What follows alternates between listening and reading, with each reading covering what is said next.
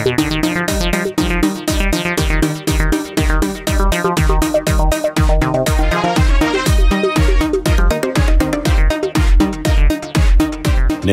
মন্ত্রী, প্রধানমন্ত্রী ও রাষ্ট্রপতি এবং বর্তমান ঘটনা প্রবাহ।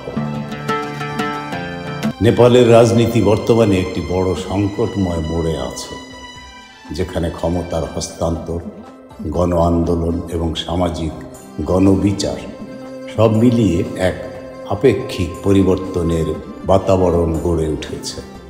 রাষ্ট্রপতি, প্রধানমন্ত্রী এবং সাম্প্রতিক রাজনৈতিক ঘটনা প্রবাহ নিয়ে একটি বিশ্লেষণ। বর্তমান প্রেসিডেন্ট হচ্ছেন রামচন্দ্র পাউডেল, যিনি 13 মার্চ 2023 থেকে পদে রয়েছেন। পাউডেল ছিলেন নেপালি কংগ্রেসের একজন সর্ববয়স্ক নেতা। প্রেসিডেন্ট নির্বাচিত হওয়ার আগে তিনি পার্লামেন্ট সদস্য এবং স্পিকার ও মন্ত্রী হিসেবে কাজ করেছেন। রাষ্ট্রপতির ভূমিকা গঠনমূলকভাবে সীমিত। এটি একটি আনুষ্ঠানিক ও উদ্বায়িত নিরপেক্ষ দায়িত্ব, যাতে প্রধানত রাষ্ট্রীয় প্রতিনিধি হিসেবে কাজ করা হয়। পার্লামেন্ট ও সরকার গঠন প্রক্রিয়ায় সূচনামূলক ভূমিকা পালন করা হয়।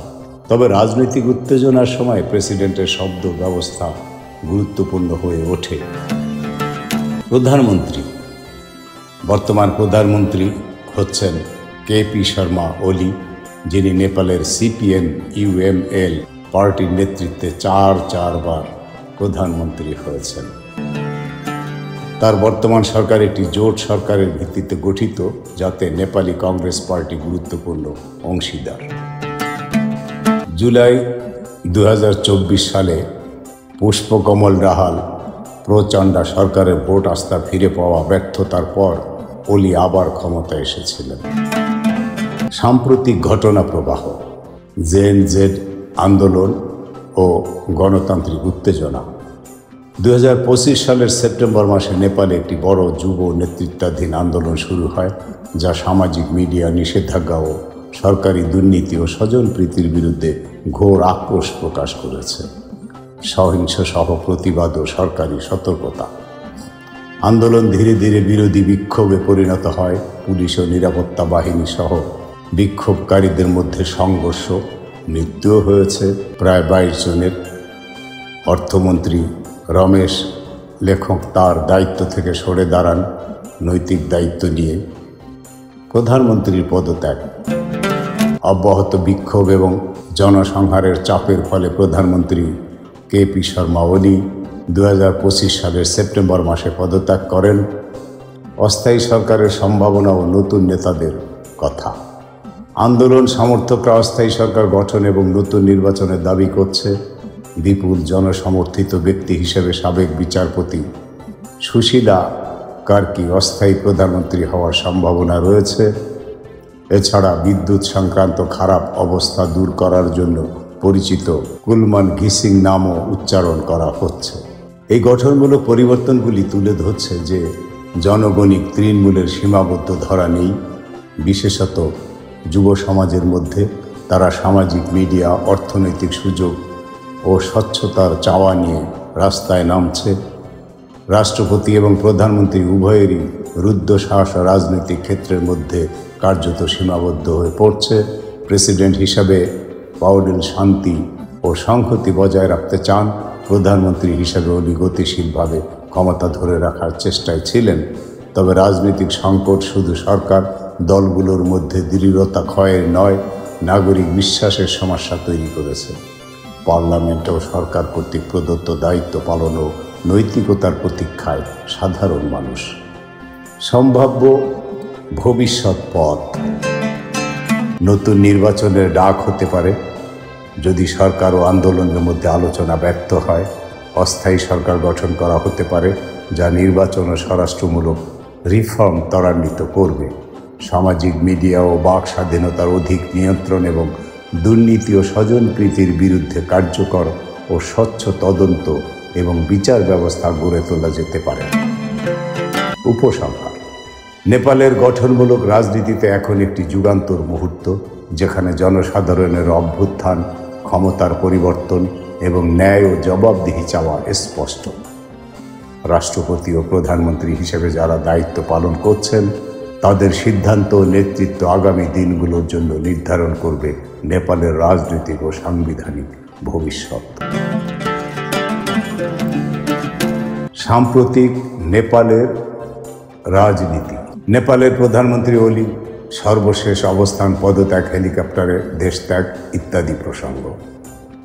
নেপালের প্রধানমন্ত্রী কেপি শর্মা ওলি এর সর্বোচ্চ বৈধ গতি প্রবাহ গত কয়েকদিনে বেশ দ্রুত ও উত্তেজনাপূর্ণ ছিল।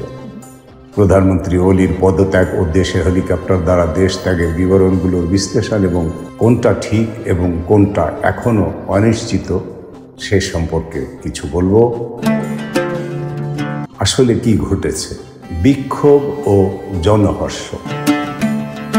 নেপালে জেনজি নামে এক তরুণ নেতৃত্বাধীন আন্দোলন শুরু হয়, যা শুরুতে সোশ্যাল মিডিয়া প্ল্যাটফর্ম বন্ধ করার সিদ্ধান্তের বিরুদ্ধে প্রতিবাদ ছিল। এই সিদ্ধান্তের বিরুদ্ধে জনরোষ দ্রুত বড় হয়ে ওঠে। যুব সমাজের মধ্যে হতাশা, দুর্নীতি, অভিভাবক শ্রেণীর স্বজনপ্রীতির অভিযোগ ও অর্থনৈতিক সুযোগের অভাব সব মিলিয়ে বিভক্তির সৃষ্টি হয়। সহিংসতা ও মৃত। সরকার ও পুলিশের প্রেক্ষাপটে বিক্ষোভ দমন করার চেষ্টা হলে সংঘর্ষ হয়, টিয়ার গ্যাস, রাবার বুলেট ব্যবহৃত হয়, অন্তত 22 জন নিহত হয় এবং শতাধিক আহত হয়েছে বলে সর্বশেষ খবরে জানা গিয়েছে। এসব চাপ ও সংঘর্ষের পর ওলি 9 সেপ্টেম্বর 2025 তার প্রধানমন্ত্রী পদ থেকে পদত্যাগ করেন। তিনি তার রেজিগনেশন প্রেসিডেন্ট রামচন্দ্র পান্ডেল বরাবর এক পত্রে দেন, যেখানে উল্লেখ ছিল যে বর্তমান অসাধারণ পরিস্থিতিতে সরকারি সমাধানে সহায়তা করার জন্য তিনি পদ ছাড়ছেন। কোনটা সত্য এবং কোনটা সত্য নয়? কিছু সংবাদ এসেছে যে ওলি দেশ ছেড়ে পালিয়েছেন বা হেলিকপ্টার দ্বারা অফিস থেকে বেরিয়ে গিয়েছেন, তবে এই সব কথার প্রমাণ বা সম্মতি পাওয়া যাচ্ছে না সম্পূর্ণভাবে বিশ্বস্ত সংবাদ উৎসে। কিছু সংবাদ মাধ্যম রিপোর্ট করেছে যে কিছু মন্ত্রী ও তাদের পরিবারের সদস্যদের নিরাপত্তার কারণে হেলিকপ্টার দিয়ে সরিয়ে নেওয়া হয়েছে। অলির অফিস থেকে হেলিকপ্টার উদ্বেগজনকভাবে সরিয়ে নেওয়ার দৃশ্য ক্যামেরায় ধরা পড়েছে বলে দাবি করা হচ্ছে, তবে কোথায় গিয়েছেন, ঠিক কিভাবে দেশ ত্যাগ করেছেন, এসব বিষয়ে এখনও কোনো নিশ্চিত সংবাদ পাওয়া যায়নি। এক সংবাদে বলা হয়েছে ওলি দুবাইতে আশ্রয়ের চেষ্টা করছেন বা দুবাই যাওয়ার পরিকল্পনা করছেন বলে, কিন্তু আরও বিশদ অফিসিয়াল উৎসে এমন কোনো নিশ্চিত বিবৃতি পাওয়া যায়নি। হেলিকপ্টার ব্যবহারের গুরুত্বপূর্ণ কারণ হতে পারে নিরাপত্তা সংকট, বিক্ষোভকারীদের বাড়ি ঘেরাও করা, আগুন লাগানো, পার্লামেন্ট সহ গুরুত্বপূর্ণ ভবন দখল করার ঘটনা ঘটেছে। এই কারণে বেশ কিছু সরকারি ব্যক্তি ও মন্ত্রীদের নিরাপদ স্থানে সরিয়ে নেওয়া হয়েছে। দেশ ত্যাগ ও পালিয়ে যাওয়া কথাটি হয়তো কিছু সংবাদ মাধ্যমের উৎক্ষিপ্ত বা অনুমান সংক্রান্ত রণনীতি। সরকার ও বিক্ষোভকারীদের মধ্যে তথ্য মতানৈক্য থাকতে পারে এবং কিছু পরিকল্পনার খবর থাকলেও তার বিষয়ে কংক্রিট প্রমাণ পাওয়া যাচ্ছে খুবই কম।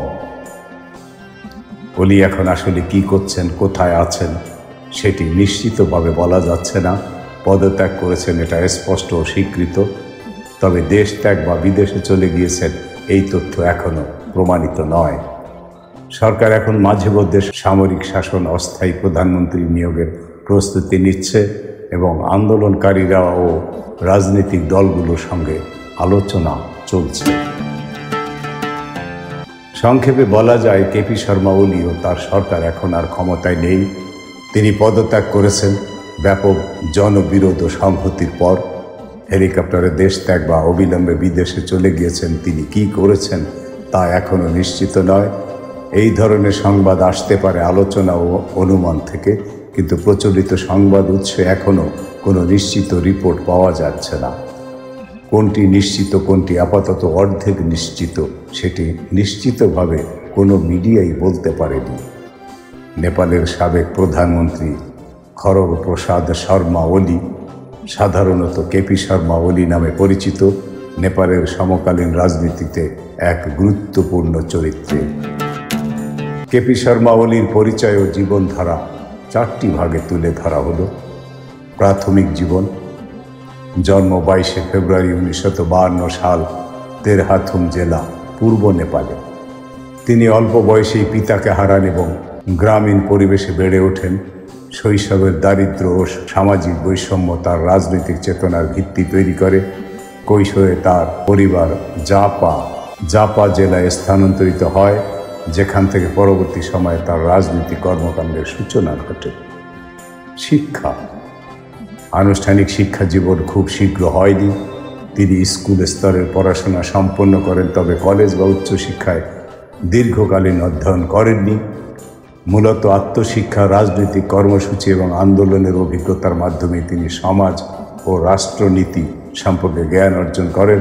তার সীমিত একাডেমিক শিক্ষা সত্ত্বেও রাজনৈতিক সংগঠন হিসেবে তিনি দ্রুত পরিচিতি লাভ করেন। রাজনৈতিক উত্থান। 1970-এর দশকের শুরুতে ওলি সক্রিয়ভাবে রাজনীতিতে প্রবেশ করেন এবং কমিউনিস্ট আন্দোলনের সাথে যুক্ত হন। তিনি ঝাপা মুভমেন্টে অংশ নেন, যা নেপালে জমিদারি ও শাসক শ্রেণীর বিরুদ্ধে কমিউনিস্ট বিদ্রোহ ছিল। এই আন্দোলনের কারণে তিনি কারাবরণ করেন এবং প্রায় 14 বছর বিভিন্ন সময়ে কারাগারে কাটান। দীর্ঘ কারাবাসের পরেও তিনি কমিউনিস্ট পার্টির গুরুত্বপূর্ণ কর্মী হিসেবে থেকে যান এবং ধীরে ধীরে পার্টি নেতৃত্বের কেন্দ্রবিন্দুতে চলে আসেন। 1991 সালে প্রথমবারের মতো সংসদ সদস্য নির্বাচিত হন। 1994 সালে স্বরাষ্ট্রমন্ত্রী হন, যা ছিল তার প্রথম মন্ত্রিত্বের পদ গ্রহণ। ক্ষমতা ও প্রধানমন্ত্রিত্ব। ওলি নেপালের প্রধান কমিউনিস্ট দল CPN-UMN, communist party of Nepal, unified marks and Lenin এর নেতৃত্বে আসেন। প্রথমবার প্রধানমন্ত্রী 2015 সালের অক্টোবর থেকে 2016 সালের আগস্ট। এ সময় ভারত নেপাল সীমান্ত অবরোধ, সংবিধান বিতর্ক এবং ভূমিকম্প পরবর্তী পুনর্গঠন তার সরকারের মূল চ্যালেঞ্জ ছিল। দ্বিতীয়বার প্রধানমন্ত্রী 2018 সাল থেকে 2021 নেপালে বামপন্থী শক্তিগুলো একত্রিত করে CPN-UML ও CPN মাওয়িস্ট সেন্টার মিলে নেপাল কমিউনিস্ট পার্টি NCP গঠন করেন। তার সরকার স্থিতিশীলতা এবং অবকাঠামো উন্নয়নের পরিকল্পনা নেয়, তবে পরে দল ভেঙে যায় এবং আভ্যন্তরীণ দ্বন্দ্বে তার সরকার টিকে থাকতে পারেনি। তৃতীয়বার 2024 সালে সংসদীয় তালমাতাল পরিস্থিতিতে তিনি পুনরায় প্রধানমন্ত্রী হন, কিন্তু 2025 সালের সেপ্টেম্বর মাসে জেন জেড আন্দোলন ও ব্যাপক জনরোষের মুখে তাকে পদত্যাগ করতে হয়। কেপি শর্মা ওলি নেপালের রাজনীতিতে এক বিতর্কিত অথচ প্রভাবশালী নেতা। একদিকে তিনি কমিউনিস্ট আন্দোলনের প্রতীক, দীর্ঘ কারাবাস থেকে উঠে আসা সংগ্রামী চরিত্র, অন্যদিকে তার রাজনৈতিক জীবন জুড়ে রয়েছে শক্তিশালী নেতৃত্ব, জাতীয়তাবাদী অবস্থান, কিন্তু একই সঙ্গে একনায়কতান্ত্রিক প্রবণতা ও সমালোচিত সিদ্ধান্ত। ভারতকেই দোষারোপ করলেন নেপালের সাবেক প্রধানমন্ত্রী কেপি শর্মা ওলি। ভারতের সঙ্গে স্পর্শকাতর বিষয়ে বিরোধের কারণে নিজের প্রধানমন্ত্রিত্ব হারানোর অভিযোগ তুলেছেন নেপালের সদ্য সাবেক প্রধানমন্ত্রী কেপি শর্মা ওলি। লিপুলেখ অঞ্চল নিয়ে প্রশ্ন তোলা এবং অযোধ্যা ও দেবতা রামের জন্মস্থান বিষয়ক মন্তব্যের জেরেই তাকে ক্ষমতাচ্যুত করা হয়েছে বলে তিনি দাবি করেছেন। জেন জির বিক্ষোভের মুখে গত মঙ্গলবার পদত্যাগে বাধ্য হন সাবেক এই প্রধানমন্ত্রী। প্রথমে তার দেশ ছেড়ে পালানোর গুঞ্জন উঠলেও তিনি বর্তমানে নেপালের শিবপুরি ব্যারাকে অবস্থান করছেন। গতকাল বুধবার নিজ দলের মহাসচিবকে লেখা এক চিঠিতে ওলি স্পষ্টভাবে তার ক্ষমতাচ্যুতির জন্য ভারতকে দায়ী করেছেন। চিঠিতে তিনি উল্লেখ করেন, যদি আমি লিপুলেখ অঞ্চল নিয়ে প্রশ্ন না তুলতাম এবং অযোধ্যা ও দেবতা রাম নিয়ে কথা না বলতাম, তাহলে আমি হয়তো ক্ষমতায় থাকতাম। অযোধ্যাতে দেবতা রামের জন্ম হয়েছে, এই দাবির বিরোধিতা করার কারণে আমি ক্ষমতা হারিয়েছি। ভারত এবং নেপালের মধ্যে লিপুলেখ গিরিপথকে কেন্দ্র করে দীর্ঘদিন ধরে বিরোধ চলছে। এর মূলে রয়েছে কালাপানি অঞ্চল। 1816 সালের সুগৌলি চুক্তি অনুযায়ী কালী নদীর উৎপত্তি স্থলকে দুই দেশের সীমান্ত নির্ধারণের ভিত্তি ধরা হয়েছিল। নেপালের দাবি, কালী নদীর উৎপত্তি লিপুলেখের উত্তর পশ্চিমে অবস্থিত লিম্পিয়াধুরা থেকে। এ অনুযায়ী কালাপানি ও লিপুলেখ উভয়ই নেপালের ভূখণ্ড। অন্যদিকে ভারত দাবি করে নদীটি কালাপানি গ্রামের কাছে শুরু হয়েছে এবং এ অঞ্চল তাদের উত্তরাখণ্ড রাজ্যের অংশ। কেপি শর্মা ওলির সরকার এই অঞ্চলে কঠোর অবস্থান নিয়েছিল। তিনি ঘোষণা দিয়েছিলেন, মহাকালী নদীর পূর্ব দিকের লিম্পিয়াধুরা, লিপুলেখ এবং কালাপানি নেপালের অবিচ্ছেদ্য অংশ। তার সরকারের পক্ষ থেকে ভারতকে ওই অঞ্চলে রাস্তা নির্মাণ এবং বাণিজ্যিক কার্যক্রম বন্ধ করতে অনুরোধ জানানো হয়। এমনকি নেপাল চীনকেও জানিয়েছিল এটি তাদের ভূখণ্ড। তবে ভারত নেপালের অনুরোধ প্রত্যাখ্যান করে জানায়, তারা 1954 সাল থেকে লিপুলেখ দিয়ে চীনের সঙ্গে বাণিজ্য করছে। এর আগে 2020 সালের জুলাই মাসে কেপি শর্মা ওলি মন্তব্য করে বিতর্কের জন্ম দিয়েছিলেন। সে সময় তিনি বলেছিলেন, দেবতা রাম ভারতে নয়, নেপালে জন্ম নিয়েছিলেন। ওলি দাবি করেন, রামের অযোধ্যা রাজ্য নেপালের পূর্ব বীরগঞ্জে অবস্থিত।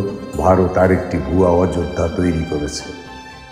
তিনি আরও বলেন, রাম কিভাবে ভারতের উত্তরপ্রদেশ থেকে নেপালের জনকপুরে সীতাকে বিয়ে করতে এসেছিলেন। প্রাচীনকালে দূরের স্থানে বিয়ের প্রচলন ছিল না, ওই সময় কোনো ফোনও ছিল না। তাহলে তারা কিভাবে যোগাযোগ করেছিলেন? প্রাচীনকালে আশপাশের রাজ্যগুলোর মধ্যে বিয়ে হতো, এত দূরে গিয়ে কেউ বিয়ে করত না। তার এই মন্তব্যের পর ভারতে ব্যাপক সমালোচনা হয়। এই ধরনের স্পর্শকাতর বিষয় নিয়ে মন্তব্য করা নেপাল ভারত সম্পর্কে নতুন করে টানাপোড়েন সৃষ্টি করেছে বলে রাজনৈতিক বিশ্লেষকরা মনে করছেন। নেপালের ক্ষমতাচ্যুত প্রধানমন্ত্রী কেপি শর্মা ওলির খোঁজ মিলেছে। নেপালের সামরিক বাহিনীর সুরক্ষায় দেশটির শিবপুরী এলাকায় রয়েছেন তিনি। সেখান থেকে জেন-জি বিক্ষোভকারীদের উদ্দেশ্যে বার্তাও দিয়েছেন ওলি। বুধবার নেপালি সংবাদ মাধ্যম খবর হাবের প্রতিবেদনে এ তথ্য জানানো হয়েছে। আজ এক লিখিত বার্তায় ওলি নিজের ব্যক্তিগত শোক, সংগ্রাম ও শাসন ব্যবস্থার অভিজ্ঞতার কথা উল্লেখ করেন। পুলিশের গুলিতে নিহত তরুণদের প্রতি শ্রদ্ধা জানিয়ে তিনি বলেন, রাষ্ট্রের নিপীড়নের কারণে তিনি সন্তানহীন হয়ে পড়লেও বাবা হওয়ার ইচ্ছা তার ভেতরে আজও জীবিত।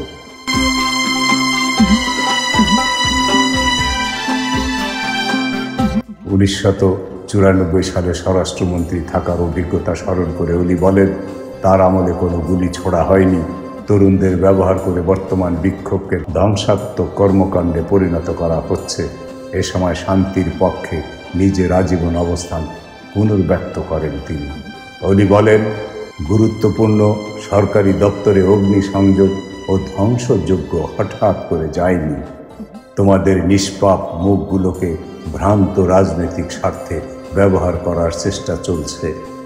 ওলি দৃঢ়ভাবে নেপালের দাবিকৃত লিপুলেখ, কালাপানি ও লিম্পিয়াধুরার প্রসঙ্গ তোলেন এবং বলেন, নাগরিকদের কথা বলার, চলাফেরার ও প্রশ্ন করার স্বাধীনতা নিশ্চিত করা, এটাই তার জীবনের উদ্দেশ্য।